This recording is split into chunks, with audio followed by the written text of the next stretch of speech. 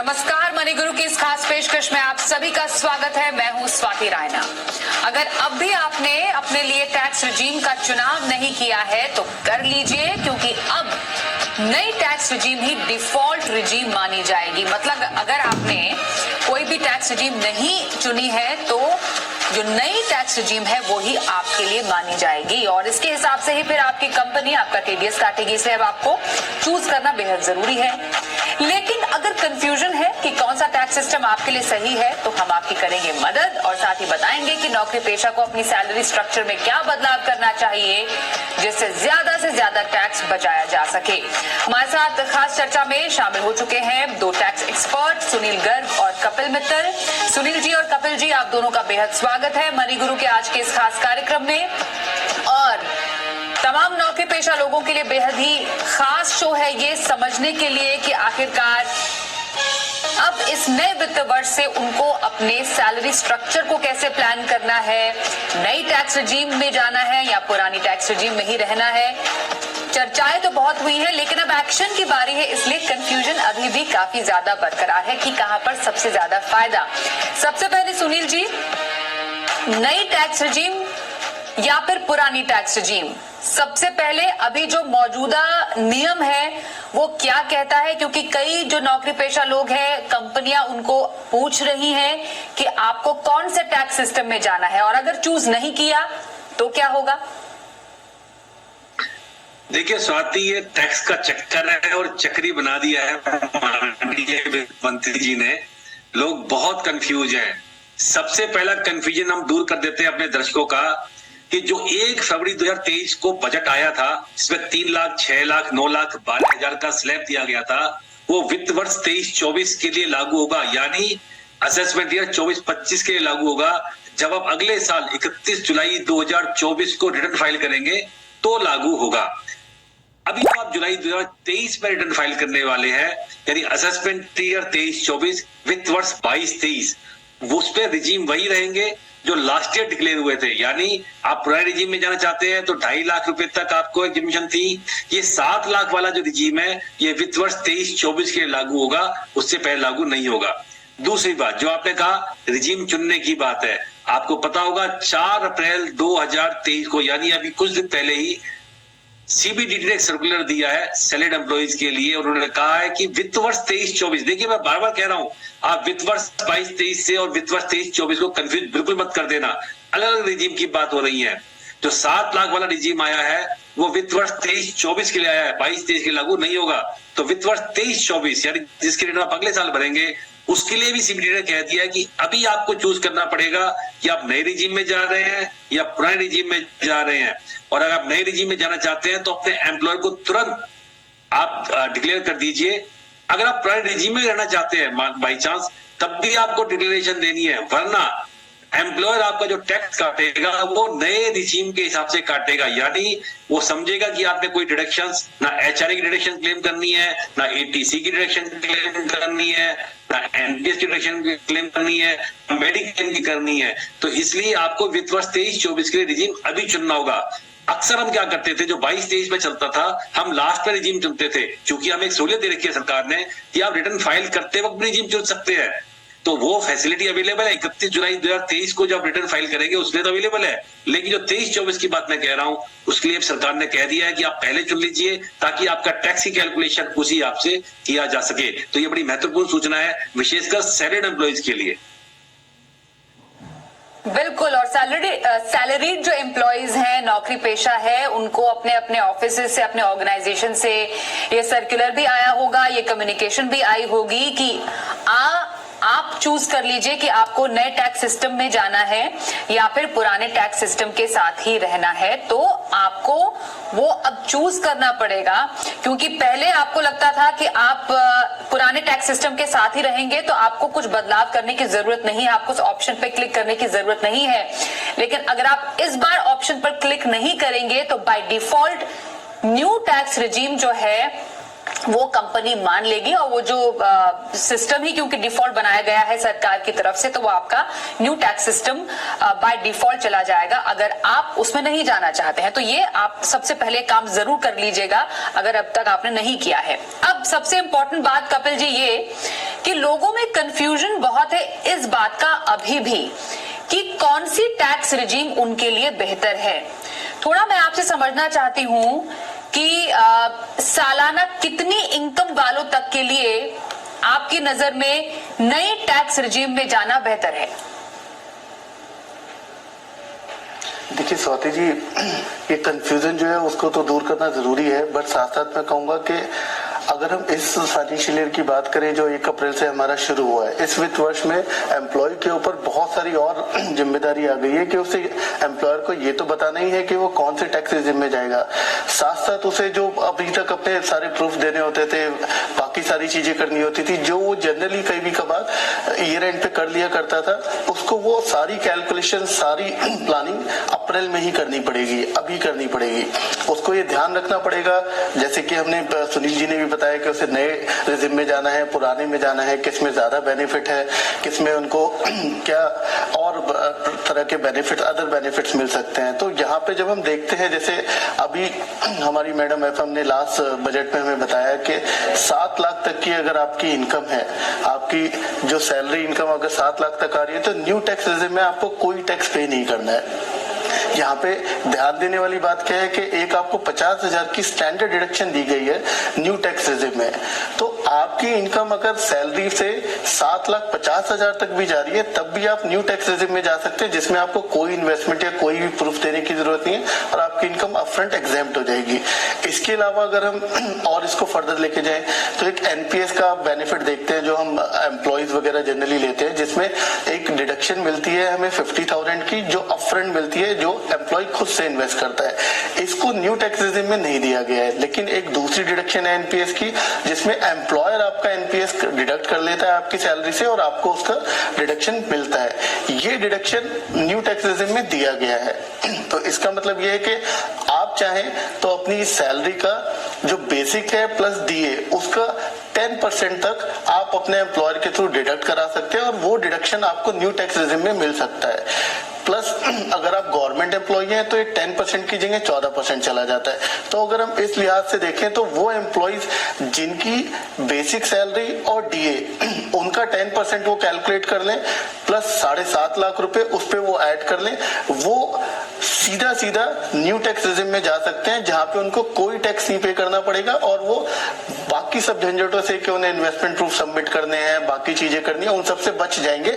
चाहे तो वो इन्वेस्टमेंट्स कर सकते हैं अपने फ्यूचर्स के लिए, जैसे एलआईसी है, मेडिक्लेम है, वो कर सकते हैं, लेकिन उसका टैक्स में बेनिफिट नहीं मिलेगा। लेकिन समवेयर जैसे हम डिस्कस कर रहे हैं कि उनको टैक्स में न्यू टैक्स रिजिम में बेनिफिट कब मिलेगा, एक उनकी इनकम 7.5 लाख तक होनी चाहिए, उनका एनपीएस का डिडक्शन होना चाहिए 10% का जो कि एम्प्लॉय डिडक्ट करेगा, जहां पे जो कैप दिया गया है वो बेसिक सैलरी और डीए को मिला के दिया गया है।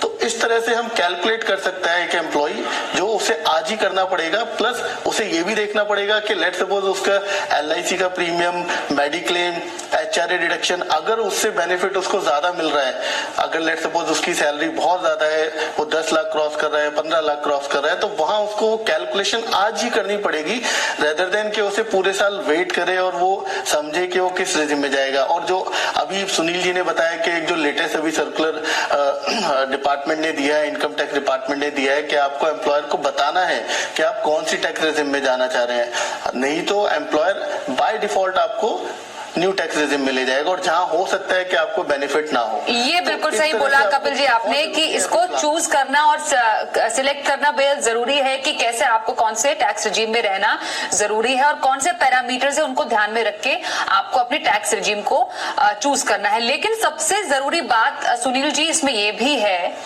कि जो लोग अलग अलग किस्म के टैक्स छूट ले रहे हैं, जो एक बहुत बड़ा कैच है इन दोनों ही टैक्स रिजीम के बीच में, जिसमें आपका हाउसिंग लोन हो गया, उस पे इंटरेस्ट पे जो आपको छूट मिलती है, आपका एचआरए हो गया, आपका जो एलआईसी प्रीमियम है, आपके एटीसी के बेनिफिट्स बेसिकली जो हैं, एटीडी के बेनिफिट्स जो हैं, वो न्यू टैक्स रिजीम में आपको वैसी कोई छूट नहीं मिलेगी।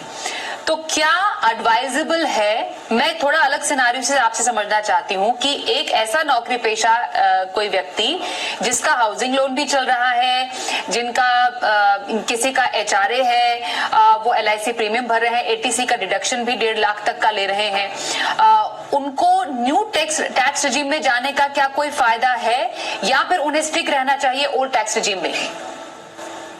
देखिए स्वाति, हमने एक थंब रूल बनाया है अपने दर्शकों के लिए और बड़ा सिंपल सी भाषा में समझाने की कोशिश करेंगे। आपको पता होगा हमारे यहाँ पर ATC में छूट मिलती है 1.5 लाख रुपए की, NPS में 50,000 छूट होकर 2 लाख हो जाती है, 25 और 50,000 मेडिक्लेम, यानी 25,000 आपका और 50,000 अपने पेरेंट्स का, तो ये 2,75,000 हो जाता है।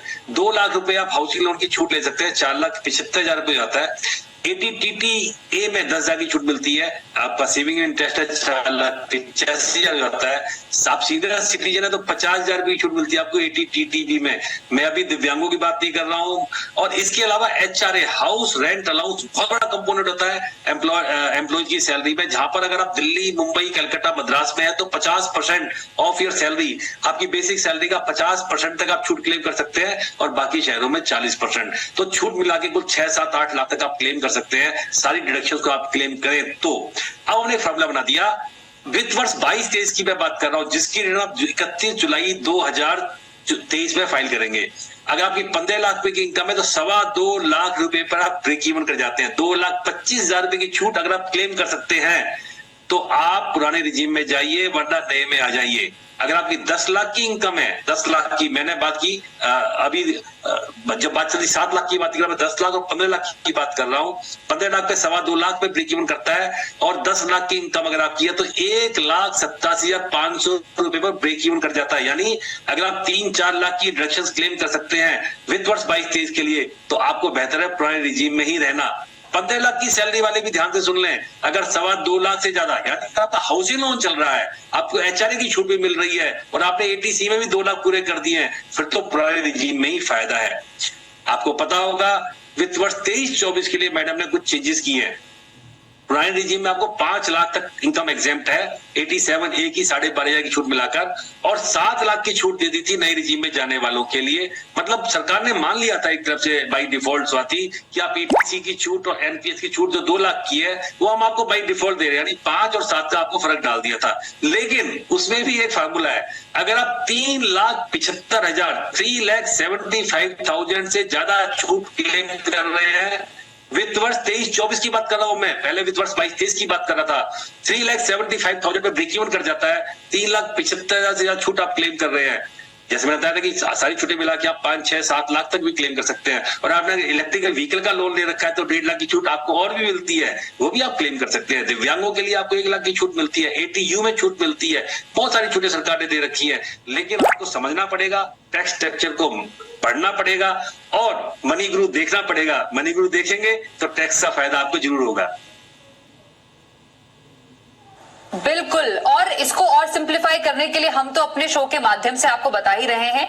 अगर आपको खुद से कैलकुलेट करने का मन है, कई बार कंफ्यूजन देखकर दूर नहीं होता है, तो बहुत सिंपल है। IT विभाग का टैक्स कैलकुलेटर है, जो आयकर विभाग का जो वेबसाइट का एड्रेस है वो भी हमने दिया हुआ है। आप टाइप भी कर सकते हैं अपने सिस्टम पर incometaxindia.gov.in टैक्स कैलकुलेटर, और फिर बहुत ही आसान तरीके से आप से पूछेंगे कि आप नए टैक्स सिस्टम में जाना चाहते हैं, नहीं जाना चाहते हैं, कौन से असेसमेंट ईयर के लिए आपकी इनकम टोटल कितनी है, और आप दोनों ही न्यू टैक्स रिजीम और ओल्ड टैक्स रिजीम के हिसाब से डिफरेंस देख पाएंगे कि आपको टैक्स में कितना फायदा हो रहा है। ठीक है, तो इन बातों का ख्याल रख के आप अपने लिए टैक्स सिस्टम चूज कर सकते हैं। और अगर आपका कोई लोन चल रहा है, आप ऑलरेडी बेनिफिट्स ले रहे हैं ATC, ATD के और तमाम बेनिफिट जिसका जिक्र सुनील जी ने भी किया है, उनको ध्यान में रखते हुए आपको टैक्स रिजीम चूज करना है, क्योंकि न्यू टैक्स रिजीम में ATC, ATD के बेनिफिट्स नहीं मिलते हैं। तो अगर आपको मैनेज कर सकते हैं तो न्यू टैक्स सिस्टम में जाइए, लेकिन क्या उसका वाकई फायदा होगा, तो ये आपके लिए समझना देखना बेहद जरूरी है। तो अपने आय से आप टैक्स बचत के कैसे उपाय तलाश सकते हैं, इस पर हम चर्चा करने वाले हैं। हमने समझा कुछ देर पहले कि नया टैक्स सिस्टम या पुराना टैक्स सिस्टम, क्योंकि चुनने का वक्त आ गया है, इसलिए आपको अगर नए के साथ जाना है तो आपको कुछ बदलाव करना ही नहीं, क्योंकि बाय डिफॉल्ट वो सिस्टम ले लेगा। लेकिन अगर पुराना चूज करना है तो आपको अपनी कंपनी को बताना होगा कि मुझे पुराने टैक्स सिस्टम के साथ ही जाना है। तो इस बात का जरूर ख्याल रखिएगा, ये एक बहुत ही महत्वपूर्ण और बड़ा बदलाव है इस फाइनेंशियल ईयर में। अब बात है कि आप अपने सैलरी स्ट्रक्चर को हिसाब से कैसे बदल सकते हैं या इस तरीके से ट्यून कर सकते हैं कि अच्छे से अच्छा आपको बेनिफिट मिले। टैक्स एक्सपर्ट सुनील गर्ग और कपिल मित्तल हमारे साथ है। कपिल जी, थोड़ा सैलरी स्ट्रक्चर को समझना यहाँ पर जरूरी है। एक नौकरी पेशा होते हैं उनका सीटीसी होता है, कॉस्ट टू कंपनी। जरा थोड़ा सा समझाइए सीटीसी में किसी के सैलरी स्ट्रक्चर में क्या क्या कंपोनेंट्स होते हैं जिससे वो समझ सकते हैं कि उनके हाथ में कितना पैसा आएगा या कितना उनको रिइंबर्समेंट के जरिए मिलेगा या कौन सा पार्ट ऑफ जो बाकी जो छूट है, भत्ते हैं, उसके हिसाब से मिलता है। तो देखिए स्वाति जी, पहले हमें समझना पड़ेगा सीटीसी क्या होता है। सीटीसी एक कंपनी के लिए टोटल कॉस्ट होती है जो कि वो एक एम्प्लॉय के ऊपर खर्च करते हैं पूरे एक साल के अंदर। तो यहाँ पे एम्प्लॉय को जब वो किसी कंपनी को ज्वाइन करते हैं या उनके पास ऑप्शंस होते हैं कि वो कौन कौन से कंपोनेंट्स लेना चाहते हैं। कुछ कंपोनेंट फिक्स होते हैं जैसे कि आपका basic salary, HRA, DA allowance, आपका मेडिक्लेम वगैरह। कुछ खर्चे जो कंपोनेंट होते हैं वो फिक्स होते हैं और कुछ कंपोनेंट आप ऑप्ट कर सकते हैं जिनके थ्रू आप बहुत अच्छी बेटर प्लानिंग कर सकते हैं कि आप कैसे अपना टैक्स रिड्यूस कर सकते हैं। जिसमें कि एक अगर आप कंपोनेंट की बात करें, कन्वेंस अलाउंस आता है, जिस कन्वेंस अलाउंस के थ्रू आप अपना आने जाने के खर्चे को वहां पे दिखा के उसको क्लेम कर सकते हैं। आप अपना यूनिफॉर्म अलाउंस ले सकते हैं। यूनिफॉर्म अलाउंस के लिए आप अपने एक्सपेंसेस दिखा सकते हैं कि आपने जो भी कपड़े परचेज किए उसका आप डिडक्शन ले सकते हैं।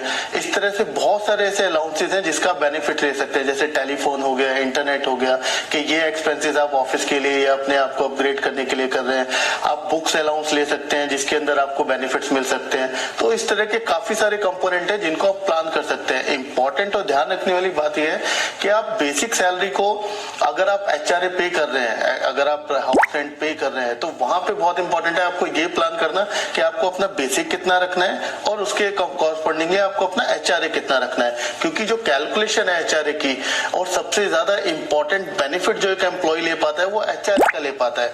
तो वहां पे बहुत इंपॉर्टेंट है आप ये ध्यान रखें कि जितना भी आपका बेसिक है, और अगर आप एक ऐसी मेट्रो सिटीज में जहां पे आप 50% बेनिफिट ले पाते हैं, 50% आप एचआरए को एग्जेम्प्ट कर सकते हैं अपना, तो आपको अपना एचआरए बेसिक का 50% रखना बहुत जरूरी है।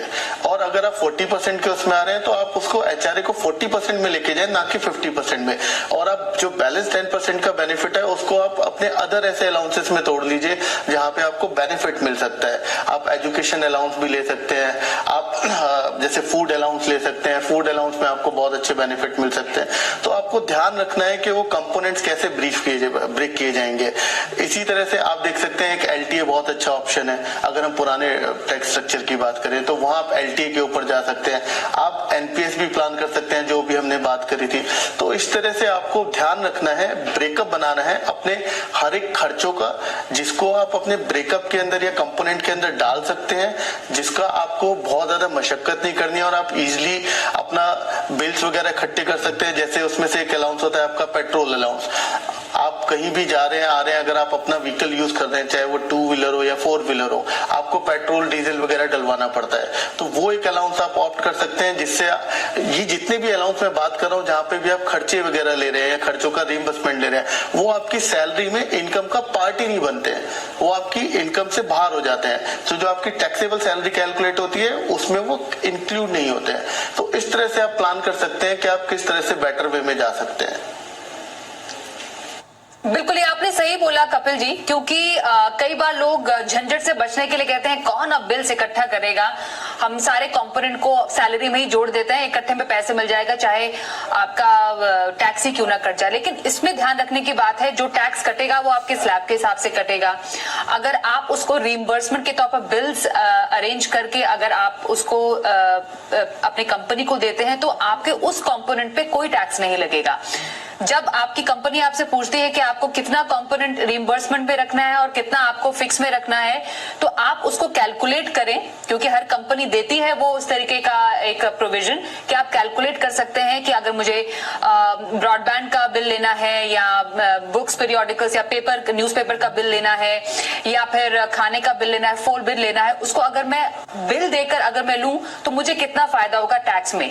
इन सब का ध्यान में रख के थोड़ा समय निकालिए, कैलकुलेट करके आप बहुत ज्यादा टैक्स बचा सकते हैं। और इन हैंड जो मिलता है वो थोड़ा कम आपको लगेगा, लेकिन जो रिइंबर्समेंट अमाउंट होगा वो बिना इनकम टैक्स घटे आपके हाथ में पूरा का पूरा अमाउंट आएगा। लेकिन इसमें इंपॉर्टेंट बात सुनील जी ये है जानना समझना, क्या इसका कोई कनेक्शन न्यू या ओल्ड टैक्स रिजीम से है?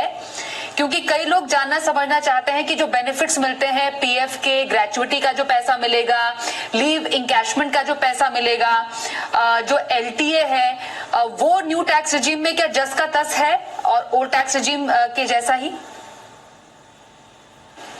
देखिए, मैं पहले उस बात का जवाब देता हूं जो आपने खर्चों के रीइंबर्समेंट की बात की स्वाति, तो उसमें आपको एक बात जरूर ध्यान रखना है। सेक्शन 10 क्लॉज 14 में ये कहा गया है कि वही खर्चे आप क्लेम कर सकते हैं रीइंबर्समेंट जो आप कंपनी के काम से कर रहे हैं।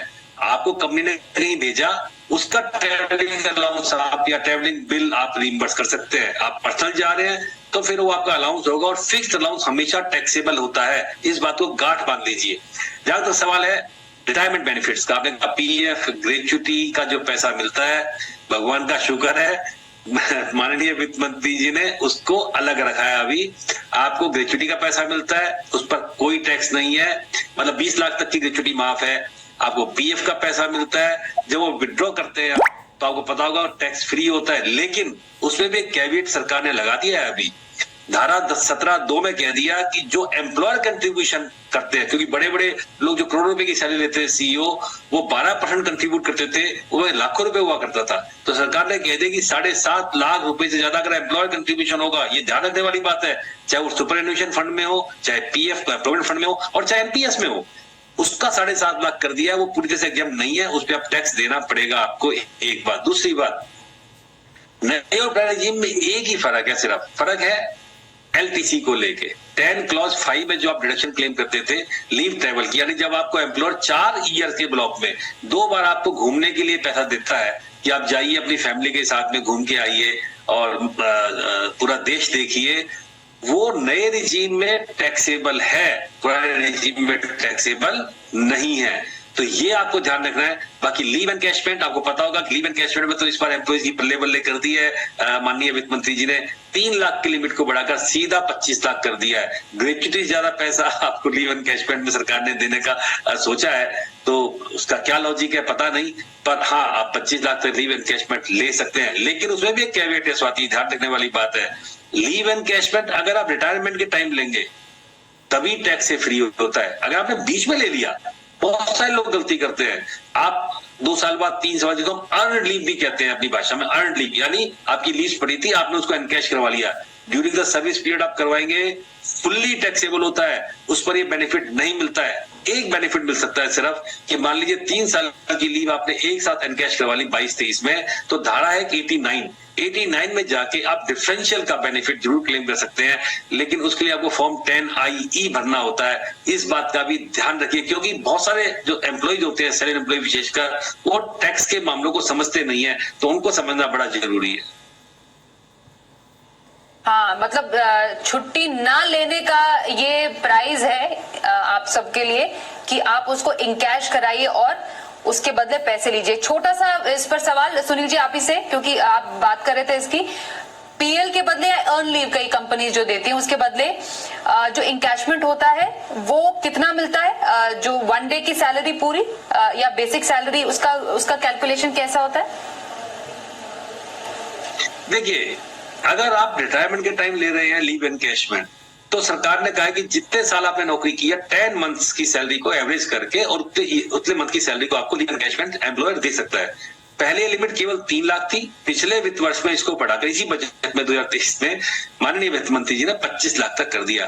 मैं फिर बता रहा हूं, अगर आप during the service period leave encash करते हैं, अर्न लीव पीएल जिसे हम कह रहे हैं, आप जो कह रहे हैं, तो वो पूरी टैक्सेबल होती है, उसमें ऐसा कोई प्रोविजन नहीं है आपको उस पर टैक्स देना पड़ता है। बिल्कुल। ओके, तो ये हमने समझाया आपको पूरा सैलरी स्ट्रक्चर, कैसे बेनिफिट्स लेकर कम से कम टैक्स लायबिलिटी अपने सर पर रख सकते हैं, कौन से टैक्स रिजीम में जाकर आपको फायदा होगा। हमने कोशिश की आपको समझाने की। अभी भी खुद से कैलकुलेट करना चाहते हैं तो इनकम टैक्स विभाग का टैक्स कैलकुलेटर है, वहां पर जाइए, टैक्स कैलकुलेट कीजिए और अपने खर्चों, अपने लायबिलिटीज के हिसाब से अपने लिए टैक्स रिजीम को चूज कर लीजिए जरूर। धन्यवाद करेंगे सुनील जी।